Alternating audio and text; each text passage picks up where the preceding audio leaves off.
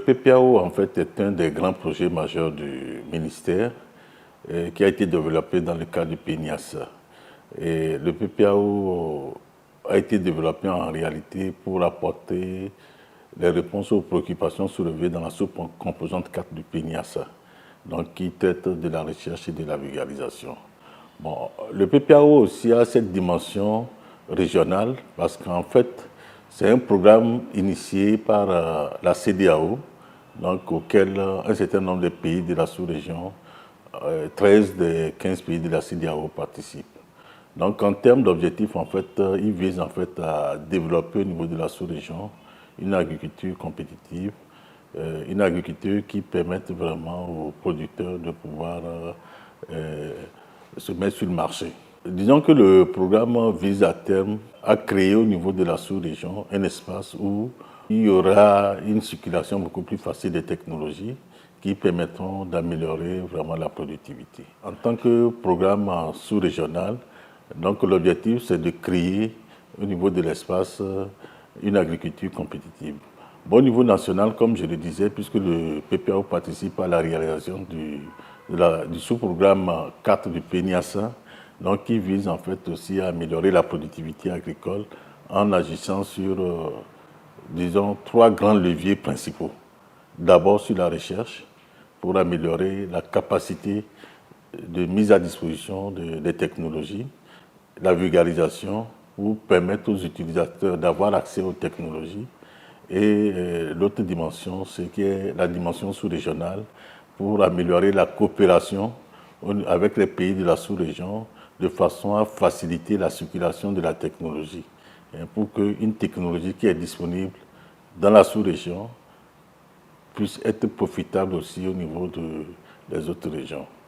Bon, donc voilà un peu résumé de façon succincte le programme.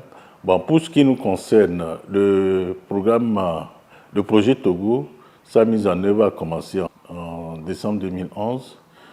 Et je voulais aussi rappeler qu'en fait, le Togo fait partie de la 3e série des pays qui ont intégré le programme. Donc il y a eu 2 premières séries, en 2008 et en 2011. Et le Togo fait partie de la 3e série avec 6 autres pays dans le cadre de la participation à ce programme-là. Nous avions connu de décembre 2011 à mars 2017, nous avons exécuté la première phase, ce que nous appelons la phase initiale du projet.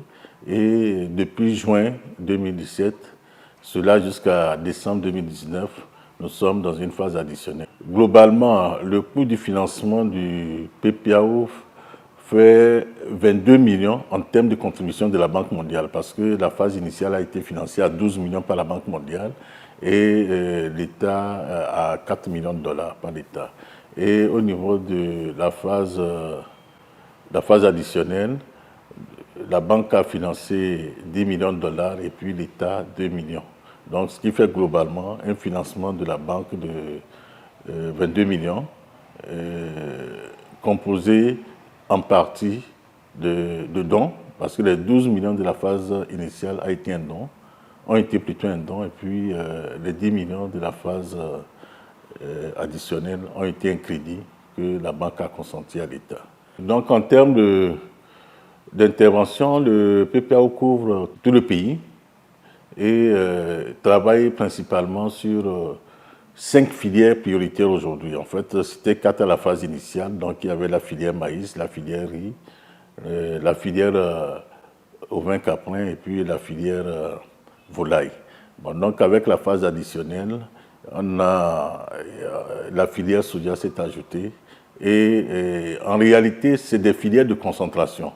Parce que les autres filières aussi, le projet intervient à travers des fenêtres comme les projets commissionnés ou les projets compétitifs pour justement apporter des réponses en termes de besoins en technologie ou de diffusion de technologie. Disons aujourd'hui que le PPAO, quand on regarde les interventions du PPAO, on peut le résumer à 5 domaines. Donc il y a eu les interventions dans le domaine de l'amélioration ou du renforcement de la coopération régionale. Il y a eu des interventions dans le domaine du renforcement des capacités institutionnelles. Il y a eu des interventions pour la génération ou l'adaptation de technologies. Il y a eu des interventions aussi pour la diffusion de technologies et puis des interventions spécialement sur le secteur semencier pour améliorer la filière semencière. Donc quand je prends domaine par domaine, quand vous prenez au niveau du renforcement de la coopération régionale, bon, les interventions du projet ont permis au pays d'abord de s'aligner ou de pouvoir mettre en application les règlements communautaires qui permettent de faciliter la circulation de technologies. Donc il y a eu des règlements sur les semences, des règlements sur les pesticides et puis les règlements aussi sur les engrais. Donc je crois que ces 3 règlements aujourd'hui sont appliqués, mis en œuvre au niveau du pays grâce à l'appui du PPAO. Bon, cela a permis en réalité de faire des échanges de technologies. Et quand vous voyez de la phase initiale jusqu'à ce jour, le Togo a pu importer un certain nombre de technologies, une vingtaine de technologies des pays de la sous-région, des pays participants au programme. Et c'est des technologies qui, en réalité, sont venues améliorer le stock de technologies que nous avons sur place et naturellement contribuer à l'amélioration de la productivité agricole. Bon, nous en avons exporté 5. C'est vrai que la balance est un peu déséquilibrée.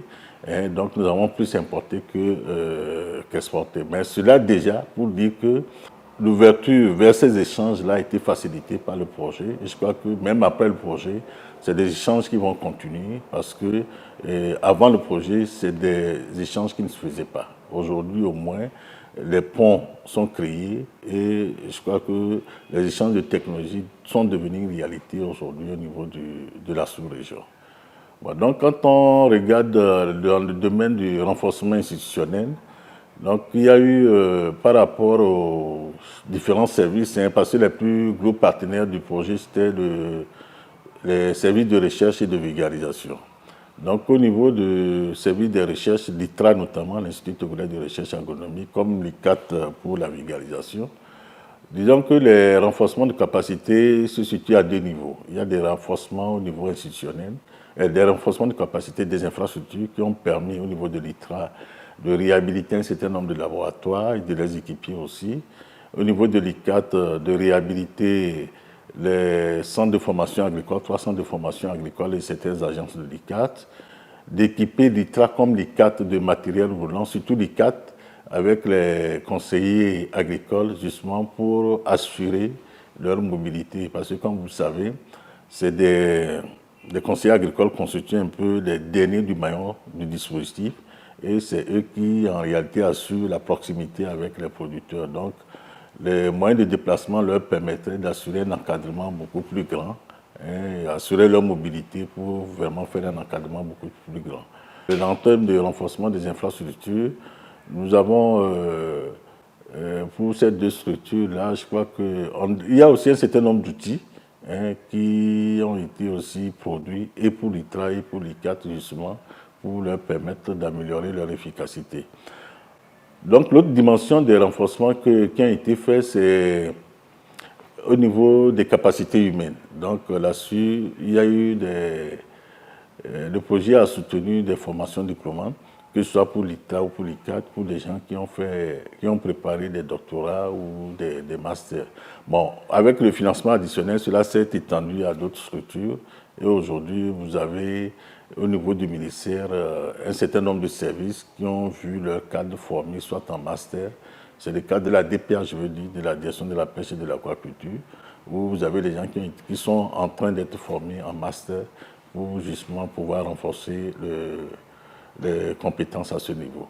Bon, donc, pour me résumer, ça dit qu'il y a eu ce renforcement de capacités, qui sont le renforcement des infrastructures, le renforcement des capacités humaines, qui permettent pour les 2 principaux partenaires que je dis, l'ITA et l'ICAT aujourd'hui, qui ont permis justement pour ces 2 structures, je disais, de pouvoir vraiment améliorer leur capacité d'intervention. Parce que quand vous allez aujourd'hui au niveau de l'ITRA, vous avez tous ceux-là qui ont été formés en doctorat qui ont repris. Et vous voyez, il y a une certaine dynamique aujourd'hui au niveau de la recherche. Et vous avez aussi au niveau des laboratoires de l'ITRA, les réhabilitations des équipements. Disons que tout ça là, donne un nouvel élan au niveau de la recherche et au niveau de la vulgarisation aussi, une plus grande efficacité dans leur intervention. Quand je prends le troisième domaine d'intervention, je parlais de la génération de technologies. Bon, cela s'est fait de deux façons parce que il y a eu d'abord les appuis directs que le projet a apportés au niveau de l'ITRA qui lui ont permis de procéder à l'adaptation d'un certain nombre de technologies qui ont été introduites. Je parlais des échanges de technologies qui ont été faits précédemment. Donc, à ce niveau, un certain nombre de technologies qui sont importées ont eu besoin d'être adaptées d'abord pour s'assurer de leur adaptabilité. Donc, je crois que ce travail a été fait par l'ITRA avec la subvention du projet.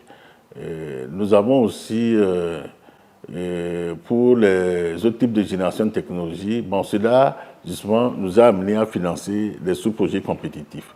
Donc, à la phase initiale, il y a eu 13 sous-projets compétitifs qui ont été financés, qui nous ont permis aujourd'hui de pouvoir générer, je crois, une quinzaine de technologies pour améliorer la productivité. Et de la même façon aussi, avec ces projets compétitifs, on a pu aussi multiplier ou on a pu aussi renforcer la diffusion des technologies que nous avons négociées, enfin, qui étaient faits avec les quatre principalement. Donc aujourd'hui, on a eu beaucoup plus d'acteurs sur lesquels nous sommes appuyés avec les projets compétitifs pour vraiment mettre plus de poids sur la diffusion de technologies. Donc en dehors de ces projets compétitifs, nous avons aussi des projets commissionnés qui ont été financés. À la phase initiale, il y a eu un projet commissionné sur le SRI, le système de riziculture intensive. Et à cette phase additionnelle, nous avons, je crois, un total de 4 sous-projets commissionnés qui vont de la lutte contre les mouches de fruits sur les vergers de riz que l'Université de Carhaix est en train de piloter. Vous avez le projet commissionné pour développer les agroéquipements avec Gema Concept. Vous avez aussi un projet pour le développement d'une canne à planter avec Logo Concept. Donc voilà un peu ces projets commissionnés-là qui se font aussi pour vraiment contribuer à générer un certain nombre de technologies en diffuser. Donc voilà, j'ai oublié le quatrième, qui est celui avec le CERSA, pour permettre de mettre à la disposition des élevages des noyaux de géniteurs volailles, justement pour améliorer la productivité au niveau des volailles. Donc voilà un peu par rapport à ces différents domaines. Donc au niveau de la diffusion de technologies, qui est l'autre domaine d'intervention, comme je le dis, c'est des activités collaboratives beaucoup plus avec l'ICAT pour la diffusion de technologies, avec l'utilisation d'un certain nombre d'outils comme les champs écoles des agriculteurs et d'autres outils qui ont permis aujourd'hui de toucher, je crois, près de 300 000 producteurs avec les technologies que le projet est en train de promouvoir. Et le dernier aspect, c'est la filière de semences. Bon, là-dessus, je crois qu'il faut voir l'intervention du projet sur deux aspects. D'abord, l'appui à la production des semences de base, parce que vous savez que la semence certifiée qui est utilisée par les producteurs, c'est toute une chaîne. Donc, il y a les semences de base qui sont produites en amont par la recherche. Donc, le projet a contribué à appuyer l'ITRA pour la production de ces semences de base-là, qui sont mises à la disposition des multiplicateurs, lesquels aussi ont été aussi appuyés pour produire les semences semencières. Donc, à ce niveau, je peux résumer l'intervention du projet ou les effets de notre intervention sur cette filière-là, sur d'abord la disponibilité, c'est-à-dire que le projet a permis d'améliorer la disponibilité en termes de semences certifiées et aussi d'accroître le taux d'utilisation des semences. Donc, je crois que les actions qui ont été faites en amont pour produire les semences certifiées, je crois qu'au niveau des producteurs aussi, il y a eu des achats institutionnels, des subventions pour faciliter l'accès des producteurs aux semences certifiées. Donc, ce qui fait qu'aujourd'hui, le taux d'utilisation des semences, grâce au projet des semences certifiées, a été nettement plus amélioré que la situation au départ. Donc, voilà un peu au niveau des différents domaines d'intervention, le résumé qu'on peut faire par rapport à l'intervention du projet. Bon, pour dire globalement qu'en termes d'objectifs de développement, parce que nous avons 6 indicateurs aujourd'hui qui nous permettent d'évaluer notre évolution vers l'objectif de développement, donc le nombre de bénéficiaires. Donc au jour d'aujourd'hui, on est à plus de 500 000 bénéficiaires qui sont touchés. Et, la cible même qui était fixée était à 500. Donc je crois qu'au dernier décompte, on est autour de 555 000. Nous avons le deuxième indicateur, c'est-à-dire que les technologies générées, je crois qu'il y avait une cible de 15, il y avait une cible de 10, je crois qu'aujourd'hui on est à près de 15. Nous avons aussi en termes de superficie couverte par les technologies 350 000 comme cible, donc aujourd'hui nous sommes autour de 335 000 à 80, nous sommes à 98% à peu près. Et puis les adoptants des technologies, 350 000 était la cible, donc aujourd'hui nous sommes à 365 000 à peu près. Donc pour vous dire globalement que le projet a atteint globalement ses objectifs en termes de réalisation. Je vais d'abord dire que quand on développe un projet, c'est qu'on est en train de mettre en œuvre des actions qui sont limitées dans le temps, dans le cadre de leur mise en œuvre, mais pour lesquelles nous attendons des effets à long terme, c'est-à-dire que des transformations à long terme. Donc un projet, quand il est élaboré, il permet de toucher un échantillon de personnes, pas forcément tout le monde, mais nous attendons aussi que les transformations qu'il va provoquer puissent rayonner à plus que ceux-là dont on a touché. Qu'est-ce que je vais ressortir par là? C'est-à-dire qu'au niveau des bénéficiaires, nous avons 3 attentes. D'abord qu'un bénéficiaire, c'est d'abord un privilège pour lui d'être bénéficiaire du projet parce que parmi l'ensemble des producteurs, sur un certain nombre de critères, il a été celui qu'on a pu identifier. Donc, quand on est bénéficiaire d'un projet, c'est que nous attendons 3 choses de cela. D'abord que ce qu'il a pu profiter ou ce qu'il a pu gagner du projet puisse permettre de transformer sa vie. Donc pour cela, ça veut dire qu'il faut qu'à son niveau, il puisse le valoriser, puisse l'utiliser de façon à transformer positivement sa vie.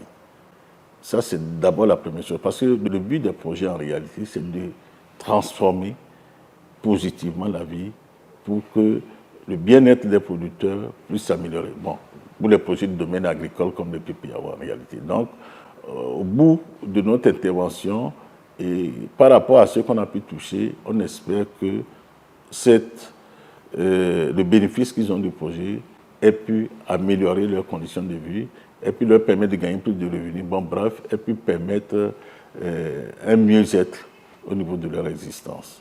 Donc il y a d'abord cette première attente. Pour que cela soit réalisé, il faut qu'eux-mêmes ils contribuent vraiment à valoriser ce qu'ils ont pu gagner du projet. Le deuxième aspect, comme je le disais, un projet ne peut pas toucher tout le monde. Et pour que son effet puisse rayonner au-delà de ces zones d'intervention, c'est qu'il faut qu'il y ait un effet tache d'huile. Cet effet tache d'huile ne peut se faire que grâce aux bénéficiaires. Parce que, grâce aux bénéficiaires, comment? Parce qu'il faut qu'ils puissent aussi partager ce dont ils ont bénéficié avec leur entourage, qu'ils puissent partager aussi, disons, la prospérité que ce gain-là a pu leur apporter avec leur entourage. Et je crois que c'est tout ça là qui va permettre de faire ou de réaliser l'effet tache d'huile attendu des effets du projet. Bon, le troisième aspect, c'est la durabilité. Bon, les projets sont faits, comme je l'ai dit, c'est des actions limitées dans le temps, mais dont la portée doit dépasser du temps d'intervention. Et pour que cela puisse se faire, il faut que chaque bénéficiaire puisse participer à cette durabilité. C'est des dispositifs, c'est du matériel, c'est un certain nombre de choses que le projet a mis à disposition, c'est de l'utiliser de façon à assurer sa durabilité. C'est vrai qu'il y a tout un mécanisme de durabilité qui est développé, mais c'est de la façon dont les bénéficiaires l'animent, c'est de la façon dont les bénéficiaires le mettent en œuvre qui permet vraiment d'assurer cette durabilité. Donc, pour les bénéficiaires, donc, il y a 3 choses que nous attendons d'eux. D'abord, faire en sorte que le bien-être que nous cherchons, en les choisissant comme bénéficiaires, qu'ils puissent vraiment contribuer à cela, et qu'ils puissent contribuer à la durabilité de ce que nous avions fait. Et en troisième recours, qu'ils puissent participer vraiment à créer l'effet tache d'huile de ce qu'ils ont pu bénéficier du projet.